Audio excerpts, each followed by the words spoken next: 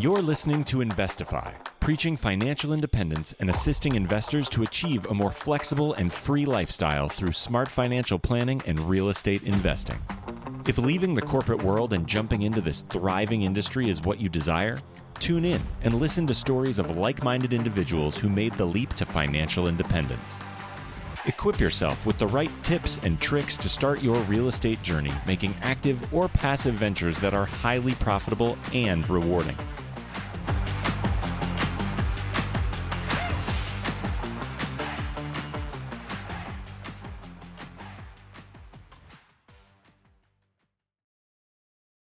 What's going on, everybody? You are listening to Investify. My name is Craig Curlup, aka the Fi Guy, and I'm here with my co-host, Miss Allie Garced. Allie, the agent, how are you doing today? Craig Curlup, I am amazing. I'm really, really good. How are you? I am doing great. You got your realtor shirt on. You said my last name correctly, which is something that hardly anyone does, and so it's a pretty good day. What's been new? What's been new in your world? Did you close on that house yet? Yeah. Did you close on that new house yet? For the new build, no, not yet. It's going to be the end of May. But being that it's a new build, who knows if it'll be pushed back further, like what we talked about in the episode today. Yeah, isn't there like a song called "End of May," like Michael Bublé or something like that? I don't know. I'll have Are to you a look it Michael up. Bublé fan? Yeah, I think it. Maybe I we'll think play there that might song be. at closing. I think you should. You absolutely should. Yeah. No, it's a really cool episode today, and this is actually a client of mine who we actually just got his first house under contract, and I was just like, dude, you got such a cool story. I couldn't not share it with everybody because he's doing something that I had not heard anybody do before, and that's actually build homes to specifically Airbnb. And so he talks a lot about that process. It seems quite intimidating when you just talk about it like this, but he kind of breaks it down to like two steps of, hey, go to this one website, find the design you want, and present it to some contractors and see if they can build it. And then that's sounds like it's what it is in a nutshell. I'm sure there's more to it, but yeah, Allie, anything you want to chat about, Allie, before we bring Dan on the show? He gave so many tactical tips, which I love. I love talking about theory, but also like literally giving the websites that he uses for finding people, like the builders, cleaners, etc., and analyzing the property, everything. So this is a really, really good episode. Yeah, really juicy. He gets into a lot of details on numbers and how he analyzes Airbnbs. And again, I think he's certainly a master at his craft. And so, with that being said, let's get Dan Bourdeau on the show. This episode of Investify was brought to you by the Fi Team, a team of investor-friendly agents that service all 50 states. If you are looking to house hack, to invest, grow your portfolio, and want a true investor-friendly agent on your side, go to thefiteam.com and click Get Started, and we can't wait to have a good conversation with you. Dan Bourdeau, welcome to the show, my friend. Damn, am I a poet? Craig, Allie, thanks so much for having me. No problem. I think I set the stage. We're gonna have to do this entire podcast in rhyme or in poem. I'm not ready. Yeah, you're not ready for that. No. Okay. Anyway, Dan, tell us how you first heard about financial independence and when that kind of started for you. Yeah, I would say probably close to when I started at Google for the first time at December 2019. I finally broke through and got a job at one of these big crazy tech companies and was ecstatic about it and finally unlocked a salary and a package that was more than I'd ever gotten before. And people in those worlds always started talking about financial independence. So I'd gone to some of the seminars internally and learned what the strategy is. I'd been familiar with it, but I learned about it from the tech people. Did you have Craig, one of those helicopter hats? Of course, I could get it for you right now. It's downstairs. Oh my gosh! Is it true if you flick it? Is it true if you flick it fast enough that you actually start flying away? You just start levitating away. No. You start, right to the Google headquarters. No, they're super dorky. Yeah, so that's where I heard about it. And like you guys know what the strategy is, right? People say build a portfolio 1.5 to $2 million and it's diversified. And then you can withdraw it at 4% and you can withdraw 40K a year. And like that sounds hunky dory. You can do that in 10 years at a tech company, living kind of frugally.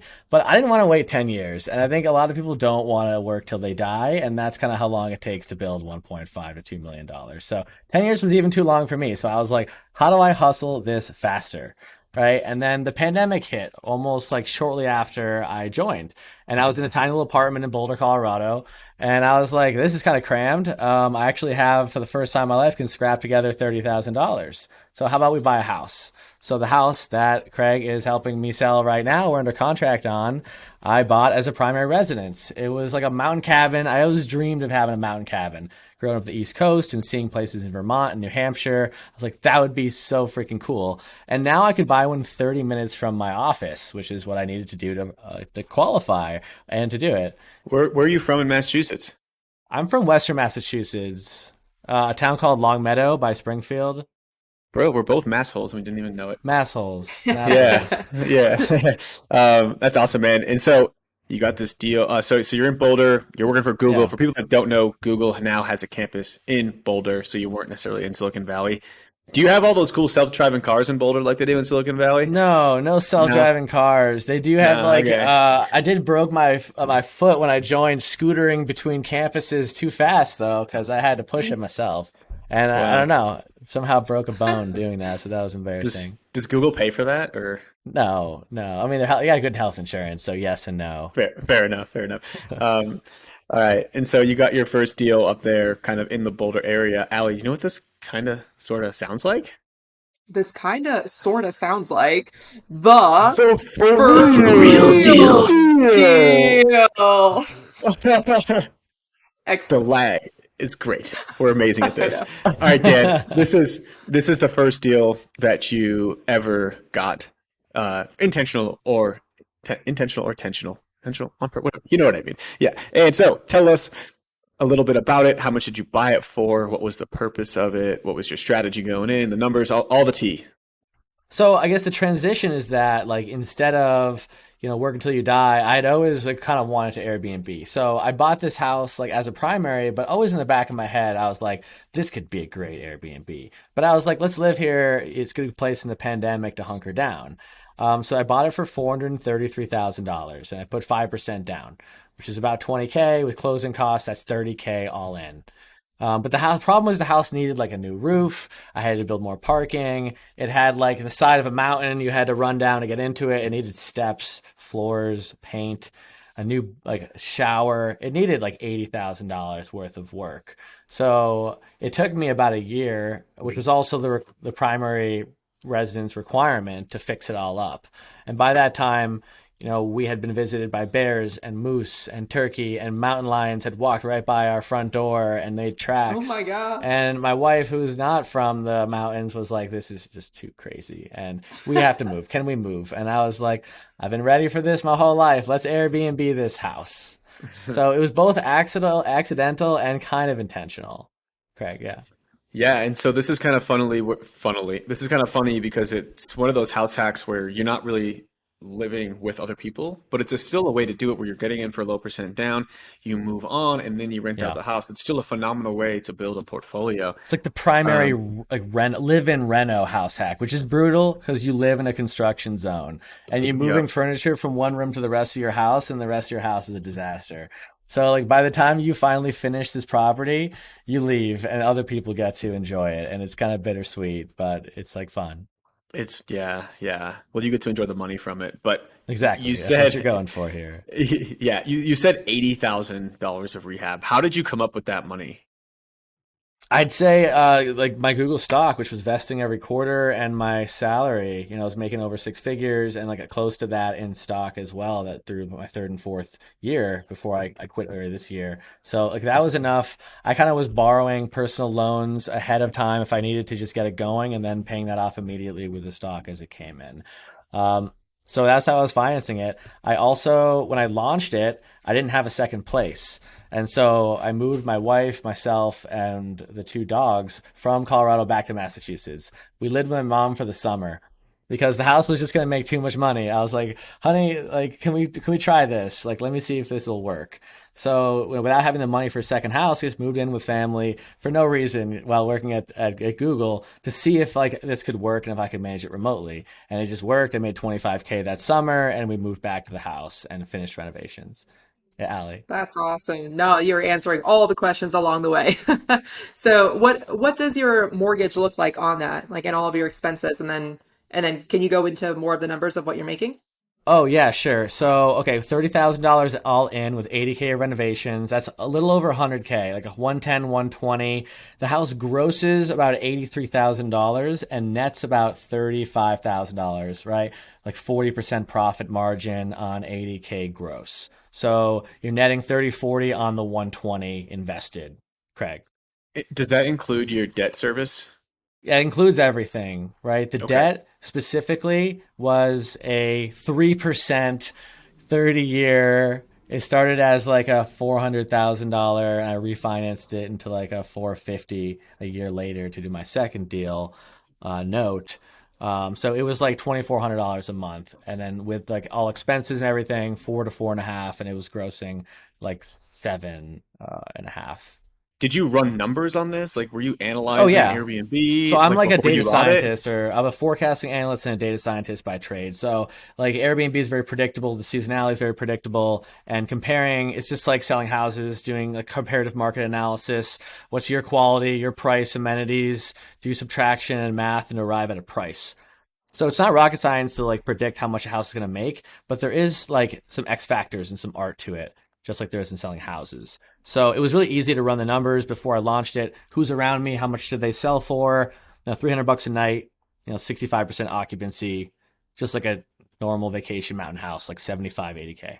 And so how did your numbers that your analysis stack up to reality? Revenue was within 5% and costs were probably above by like 10 to 20%.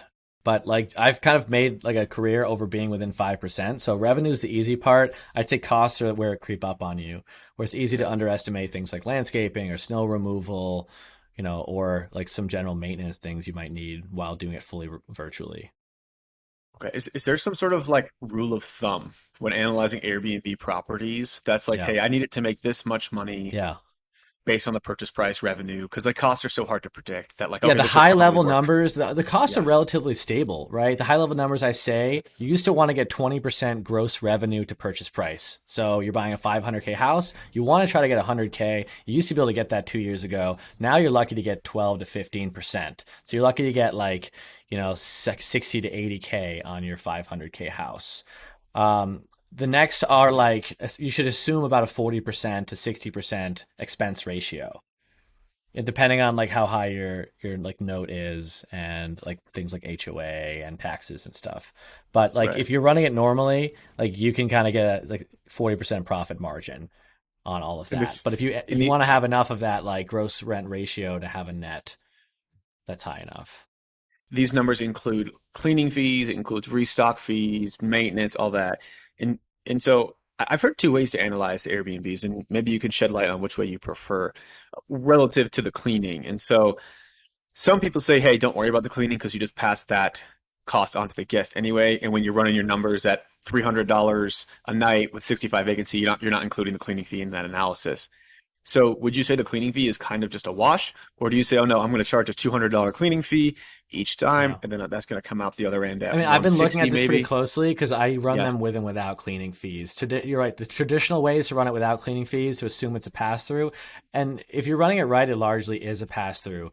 On my 2-1, it's a $100 cleaning fee and I pay my cleaner $100. I may have a transaction fee where it comes out to 105. So I may be in the hole by 5%, right? On my house in a cabin, I charge 180. My cleaner comes out to 125-ish and I have a hot tub guy that's 400 a month. Comes out to about 175, 180. So it is almost an exact pass through. Where on my cabin, I get 13K worth of cleaning fees and I pay my cleaner almost exactly 13K.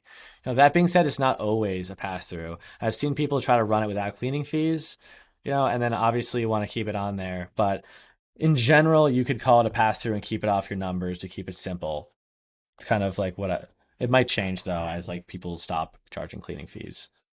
So, Dan, with your property being in such like a cold state where I'm sure you have an on season and off season, high, high low all together. What's your average monthly revenue, expenses, and then average monthly net? So the house makes about $83,000 a year, which is about $7,000 a month in revenue. And all in costs are about $4,000, with most of that being mortgage and utilities and consumables.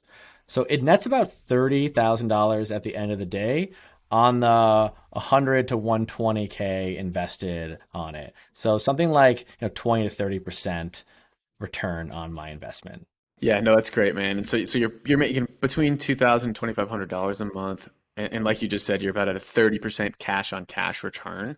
And the reason Exactly. that is really large is because of the $80,000 you put in, right? If you didn't have to put that Yeah. $80,000 in Well, your it's cash on two cash, things.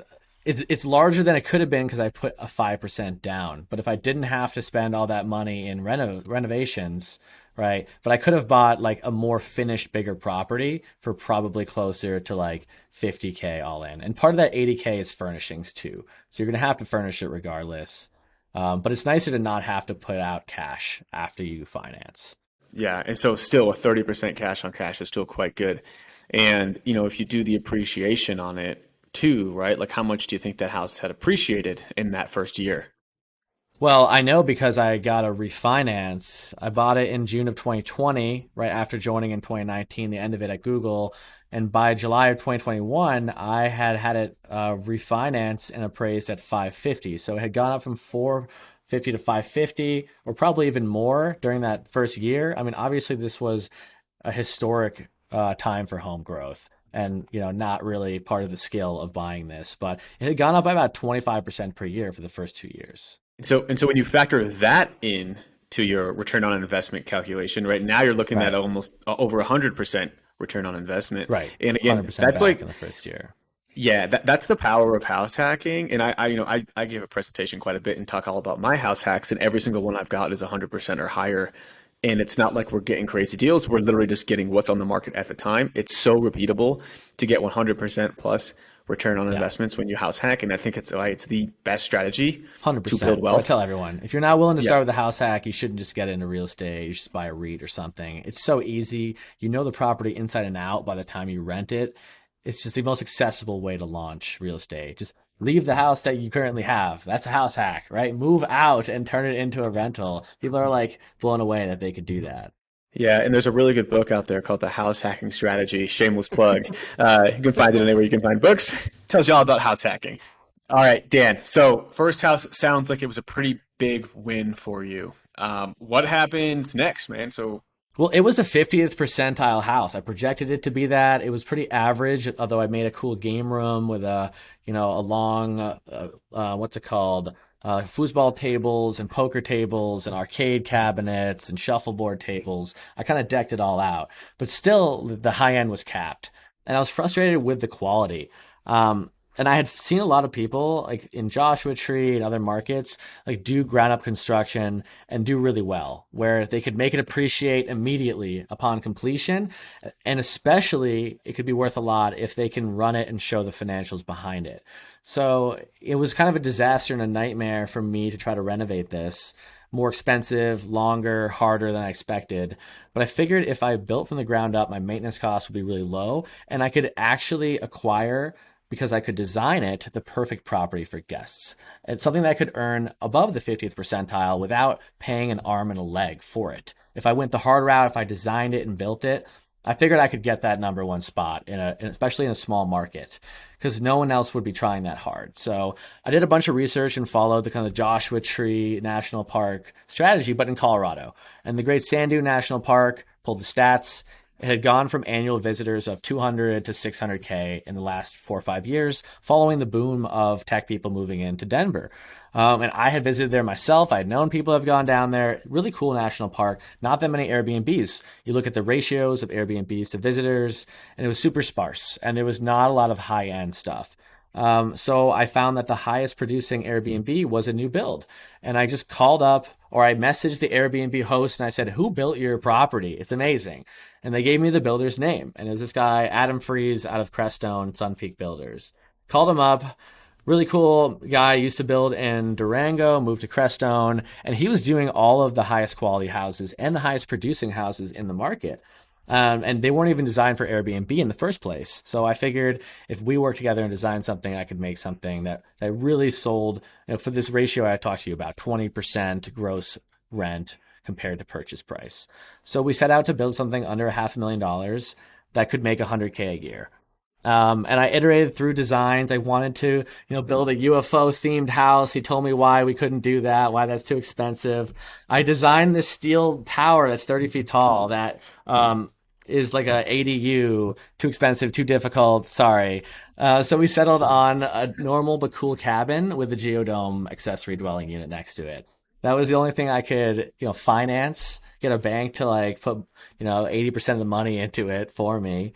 And get it done and with appraisals and the other like things like zoning and difficult challenges. So I kind of settled for a geodome and just developed what I thought would be the nicest geodome in North America with AC and electric heating, electric fireplaces, mini fridges, outlets everywhere, lights everywhere, a 7-person hot tub and a big deck outside with like crazy mountain views in this spot near a national park. And it was crazy difficult to decide how to build it. I just wrote like the whole article out on my blog, how I built the geodome. None of my crews or my builder had any idea how to do this or like the dimensions relative to this product I'm getting from China. They were all very skeptical, and it was almost a huge disaster because a storm at one point blew the cover off mid-construction and almost destroyed it. But we were able to salvage it and turn it into a really, really profitable rental, where the rough numbers are, it was a $450,000 build where I put 20% down, which is about $90,000, and then put a hot tub, furnishings, put about 50K into it on top of that. So about 140, 150K to rent. And it grosses 100K, including cleaning fees and all my other accommodation fees, and should net $40,000 on that. So those, like, you can't really acquire a property with those numbers in Colorado right now. Something under $500,000 that could make that much. And I think I can build more of it. So that's kind of become my niche and what I'm doing more and teaching more, helping people do it themselves, which is like design and build ground up things. And I became the number one out of 155 units in that tiny, smallest town in America with that build, and make really good ratios. So I like the strategy of like big fish in a small pond, but it's kind of predicated on having a good contractor and finding a location that has like amenable like zoning for this type of stuff. Yeah, so you mentioned going over like numbers. Take it from like the very beginning. How would you advise others as to finding a location? Because that's usually number one, where people like, hesitate and don't know. And where do they find numbers? How do they become a data scientist like you in a minute? Yeah. Well, location, I say go where you know. Don't follow the big crowds, right? Don't go to Gatlinburg. Don't go to Pigeon Fork. Don't go to any of these lists that you can Google. Go where you know. That's my advice. You can follow these generic strategies, right? They're like regional drive-to strategies, I think is where you should be investing, which is 3 to 4 hours from a major metro. And we all live in a major metro, and we all probably know some of the niche places 3 to 4 hours from that. Right. So you should first start by looking at those places and what's a legal place to operate. And that can be tricky. There's some sites that aggregate that information if you just Google it. But it really depends on like looking up the county's zoning or like talking to people who operate there and learning. But it's really like, where can you go is like legally. You want to know, and then you want to start going to like some of the data sources. Like I like AirDNA. I like to buy a 1-month subscription to the market I want to invest in on AirDNA and then cancel immediately. For a small market, it costs me 30 to 40 bucks, right? That's my market research. That gives me 3 years of historical revenue for the whole market, occupancy broken out by type. And it also gives me who the top people are. You can also buy for like 20 bucks from Price Labs. They'll give you all this data. You can draw a radius around an address, and they'll give you an estimate of every listing and how much money they make. And that's what you need. You need like an annual estimate of how much places make around you. And it's okay to predict on the high end, but you have to have a reason to like suggest that. We hope this episode is inspiring you to take action. If you're thinking about becoming a real estate agent or an agent who wants to join an investor-friendly team, just hit me up on Instagram at the Fi Guy, because we are growing our team in Denver, Seattle, San Diego, and Coeur d'Alene, Idaho, but also adding to our network in all 50 states. And if you didn't already know this, the Fi team provides a super supportive environment with one-on-one coaching, accountability, and ongoing training to help develop kick-ass, rock star, investor-friendly real estate agents. So hit me up on Instagram at the Fi Guy, shoot me a DM, and we'll set up a time to chat. Can't wait to chat with you. One thing I want to just say too is that a lot of people just probably go into AirDNA or the Bigger Pockets calculator or whatever and just kind of type it in. That's their number. But I think one thing true analysis and analysts do is you're going to take multiple data sources. And so if you're thinking about spending $500,000 in a market, it's probably worth $100 to maybe buy the Price Labs report for 20, buy the AirDNA for 30, and then like maybe a couple others for a total of $50. Exactly, yeah. $100. What's $100? Yeah. You're about to drop $100,000 and you can't spend $100 validating that opinion. No, I think that's like the easiest money you could spend. And you're right. As a forecasting analyst, I value the aggregation of information, but there's also the art to this, where if you typed in the address that I built in and the number of beds and bath into AirDNA, it would say $40,000. I gross $90,000 to $100,000. So there can be a reason that you can break out of that number if you produce something that's more of an experience than a commodity, right? Something that's way cooler, that it can be priced more than the bed and bath suggests in the algorithm. And how do you come up with that inspiration? Like, how, for someone that might not be as creative, where can they go, or like how can they change their frame of thinking to become more creative and have their property stand out? I mean, when I design the cabin, it's as simple as going to architecturaldesign.com, flipping through 500 designs and finding one you like, and then finding a general contractor that can build you something similar to that in this area that you have expertise in, right? You're like, I'm from Western Mass. I know Lake Winnipesaukee is popping off or something, right? My uncle's got land up there, or I see it for sale. I'm calling the general contractors and saying if they can build me this design that I'm showing them for, a certain amount that I can finance. It's about putting these pieces, like executing this plan is as simple as, money and the contractor and some time. But it's as complicated as like setting yourself onto a goal and following through with it, which is really the hard part, like focusing for an extended period of time. I think the new build stuff seems to be intimidating to a lot of people because, there's county rules and there's permits and there's contractors and it takes a long time. And so it's like, oh, I'll just buy a house that's already built. It's scary and it is riskier. Yeah. But it can produce way better results. I guess my question here is, what did you actually have to do versus what did the contractor do? Because if you just went to architecturaldesigns.com, which I've never hearing of until today, you pick a design that you like, you say, you find 5 contractors, give them the design and get a quote on it. And then they go do the permits and they go do all that stuff for you. It's a general contractor. It's one contractor that you need. He's a builder, right? And he has all the other contractors. He has the framer. He knows the tilers. He knows the concrete companies, the excavators, and all the suppliers of all the parts. So you go to a GC, in this case, Adam Freeze of Sun Peak Builder, and like he has this local remote network. But like there's 2 stories of how it can go with like my contractor. It was supposed to be 6 months. It ended up 9 months during the pandemic for the build, broken ground to rentable. But one of my students in my new mastermind program, Mary's building in Idaho and moved out of her primary to Chicago and turning it into a rental. She's 20 months into her build with a contractor that's just stringing her along and someone who she's about to like sue for breach of contract. So if you don't have a really good contractor, your whole project could be, risky, and it could be like sitting there waiting to be finished. So it really predicates on having someone that can do this for you. So how do you find that person? I mean, I told you my method, which was reverse engineer it, which I'm not sure it's like sustainable to do in other places. But if you can find things on Airbnb that have been newly built and asking how they've been built and finding the builder of those and getting, a referral from the last few people they've built, asking to see their timeline of the last few houses they've built and, the final cost versus estimate. And if they can produce some of that data, you can start to put together, can they produce things on time for the right cost, and are their customers happy with them, right? You have to like vet the builder like anybody else. You can start on Google, but my guy wouldn't even have been on Google Maps. Like he didn't even update his, website to be Crestone Builder. I had to find him through a network. Like real estate is all about network, And you just have to pick up the phone, be willing to start calling people and asking questions, and you'll lead to the right person if you go through enough people, because networks are so connected. If you're just asking enough people the right question, ask agents, ask all the agents in the town, do you know any builders, right? You guys in certain markets probably know some. It's about tapping into a network and finding that person through referrals.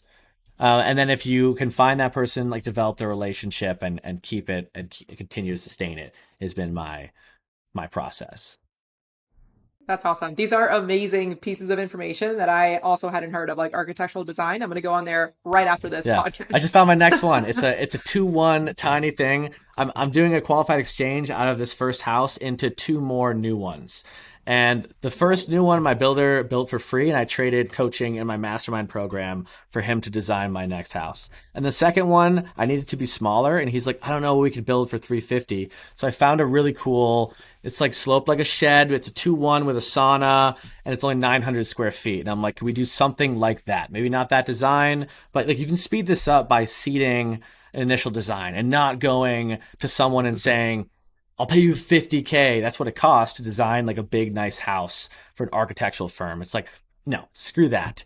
Either go to the builder that will help you for 5 to 10K, or buy a design offline for 1 to 2K that you like. But the problem is it kind of is land specific unless you're in really flat areas. So not every design can go not every design can go on every plot of land.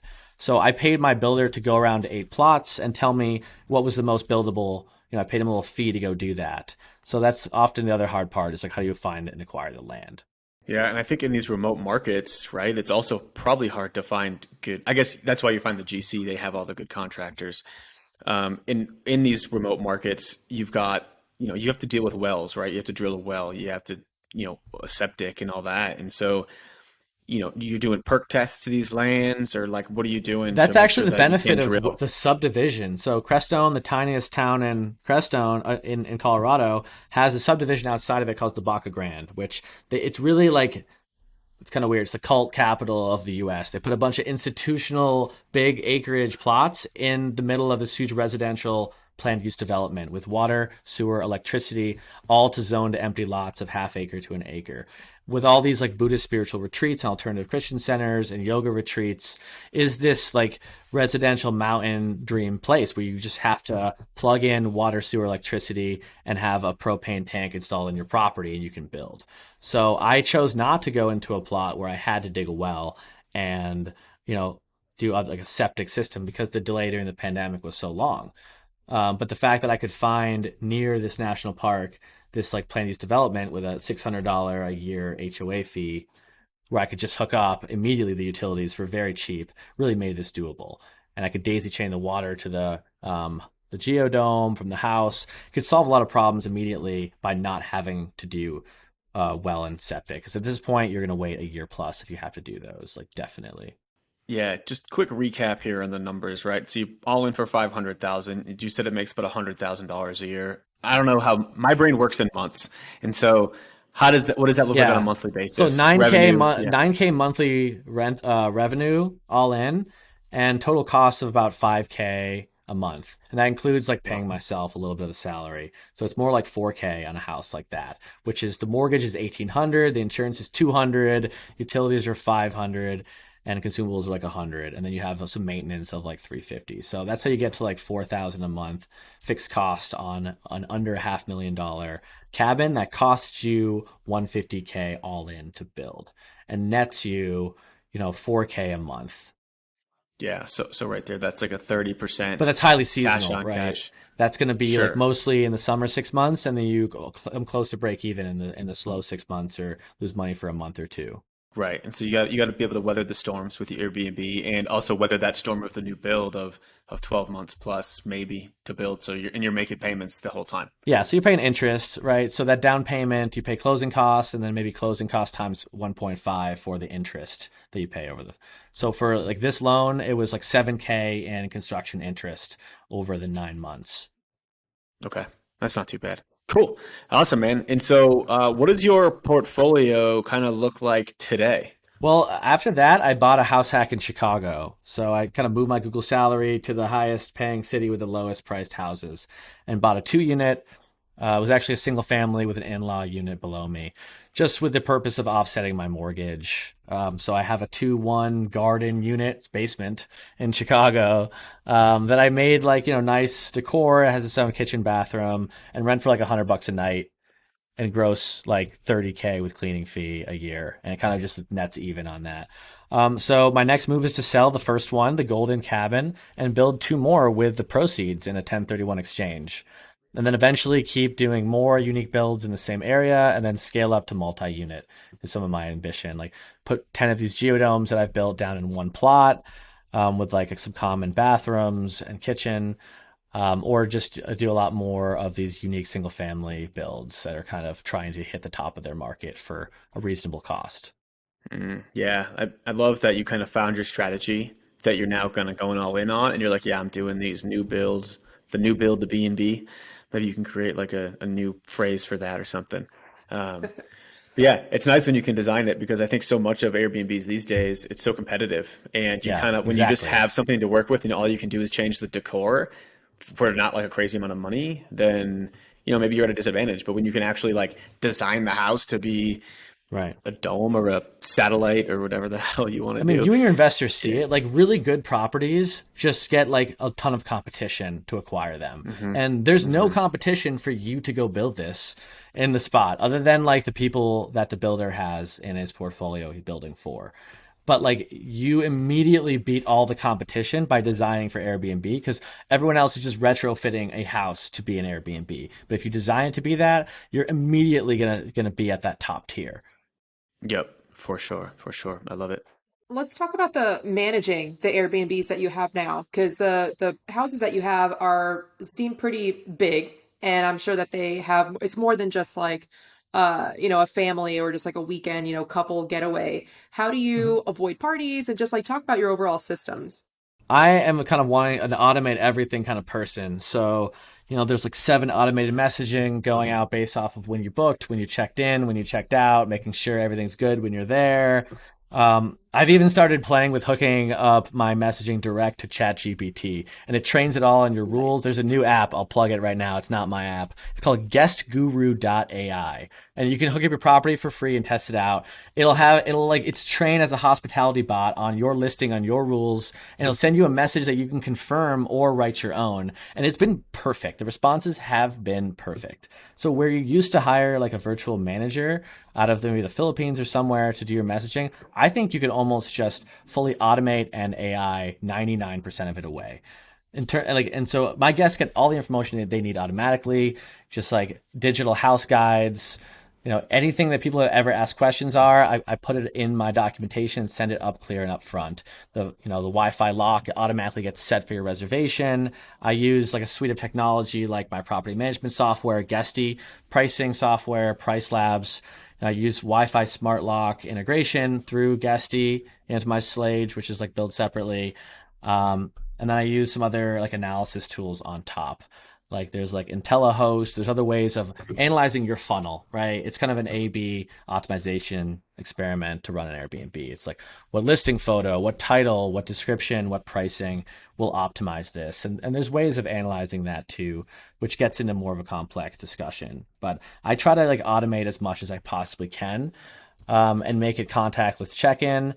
Even my cleaner scheduling happens. A reservation happens, a cleaner reservation opens, email sent, she accepts it, she can check in, send pictures, and get paid through the app. So I manage it from afar, but I'm just making sure the machine is running. I'm making sure that I'm automating myself out of as much as possible while setting things myself to the high level stuff like preventative maintenance schedule, making sure my staff is always 2 to 3 deep and hiring for that. The releasing the payments and doing the book processing. I try to relegate myself to the higher level activities of running a business than like the lower levels of them. So right now I've been able to remotely manage all of them myself with just having a That's good awesome. local team that I have validated. That is like clear roles and pay. Awesome. Yeah, the Airbnb method can be really systematized if you kind of know what you're doing, you know how to line up your tech stack and you can just leverage it. And that way you can be focused on acquiring new, building new, analyzing and actually getting deals, adding to your portfolio. All right, Dan, so if you had to recap your portfolio now, it sounds like you got three properties. One of them you're about to sell. What is your like gross monthly net income, passive income from these rental properties as of today? I think it's about $8,000 of net income. It's about I like to think about yearly. It's about 200K about gross revenue, and I have like a 40% profit margin on that 200K. So something Okay, like 80K a year gross, or like 7K a month. Sorry, net. 7K a month net on my 18 to 20K a month gross. sure. Okay, so this is it's pretty cool to see that in just a couple of years you can really replace Yeah, a decent salary with just a few Airbnb properties getting a little bit creative.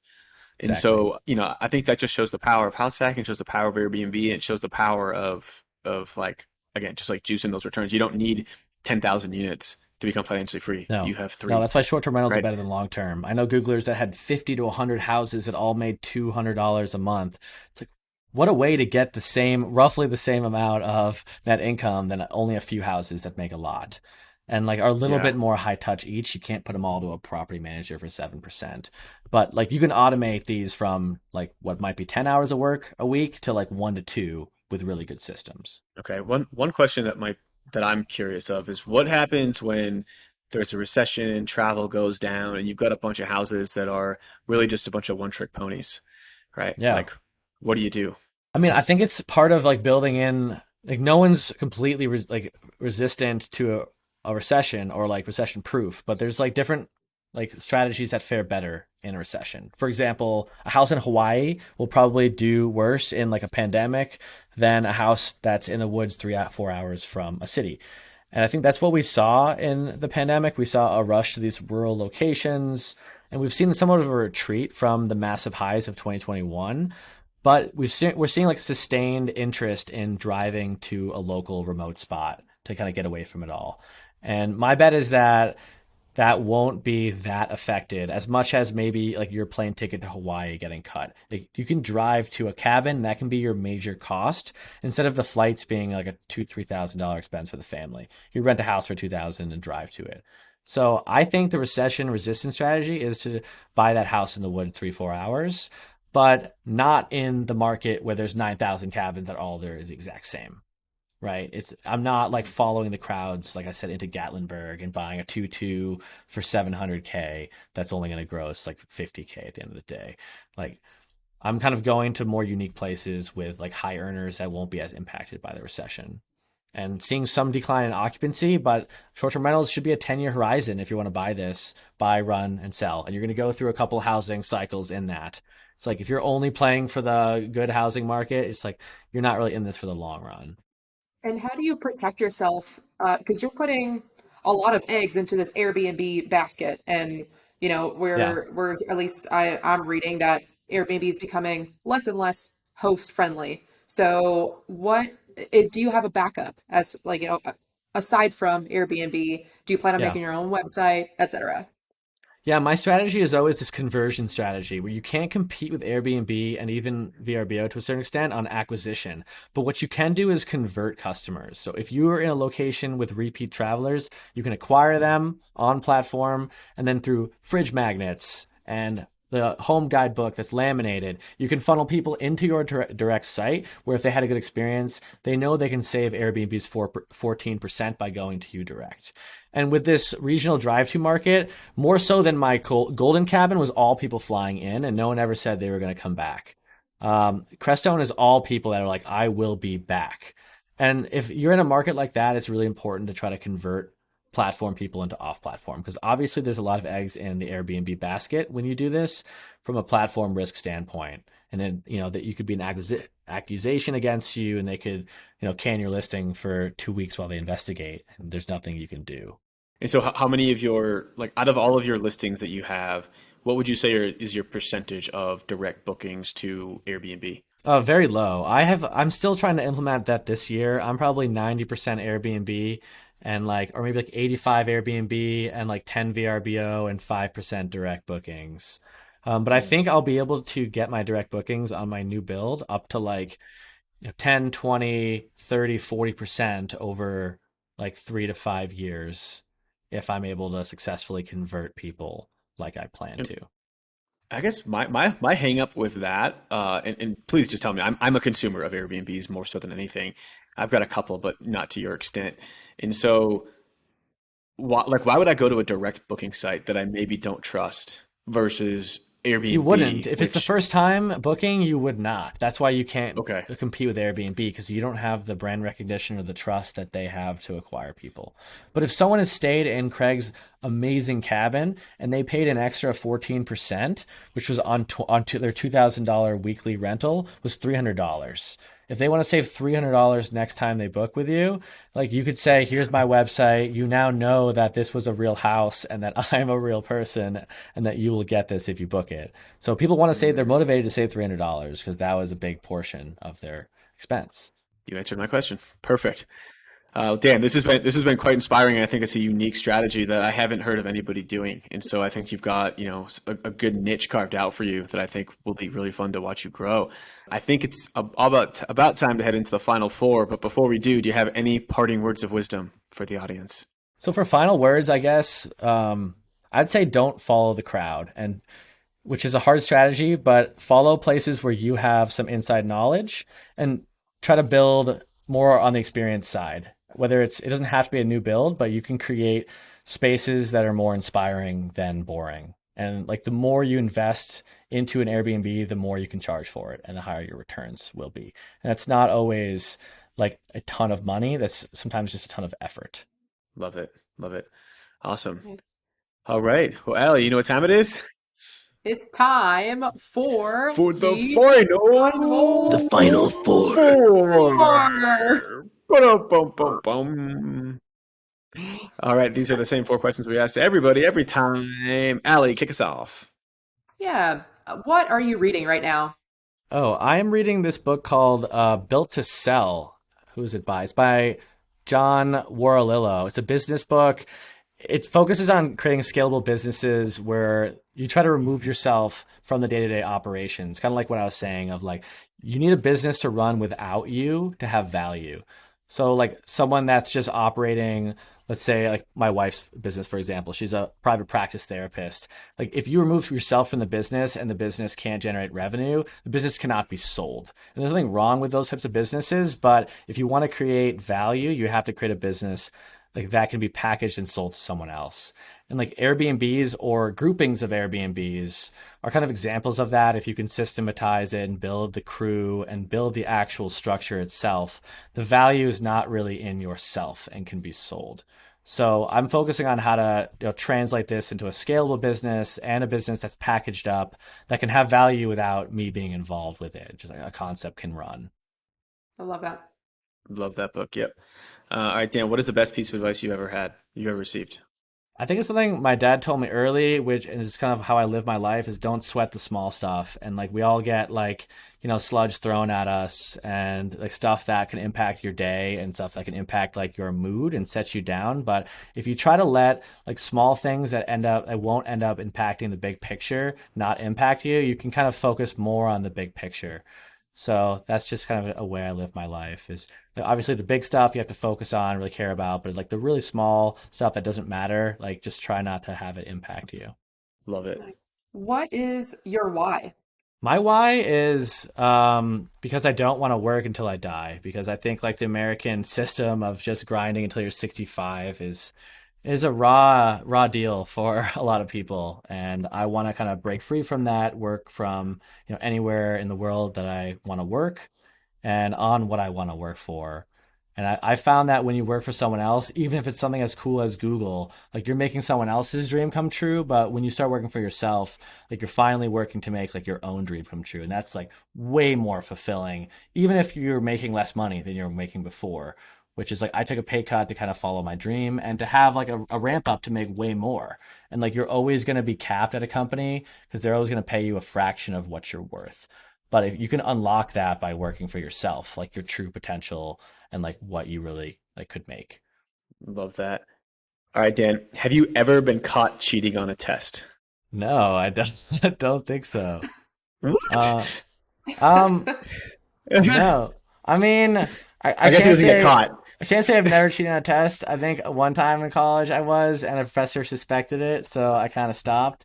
And then the only other time someone just passed me all the answers randomly at the end of some freshman exam, and I'm like, fine, I'll just write all these down. And they all ended up being right, but I didn't get caught on that one either. So never directly. But now I just use ChatGPT to produce all my material in assistance with what I'm doing. So I feel like now that the filters are gone, if you are grading my work and my products that are coming out, they would scream plagiarized. But it's all like my original work being developed by algorithms. That's so funny. Oh my gosh.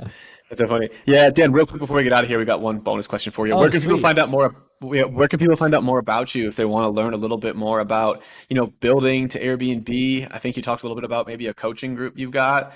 And so, yeah, Yeah. drop any of that info here. Sweet. Yeah. Vivala, Vivala.rent is my website where you can find more information if you want to learn from what I do, build geodomes, go custom, or just figure out how to get up and running.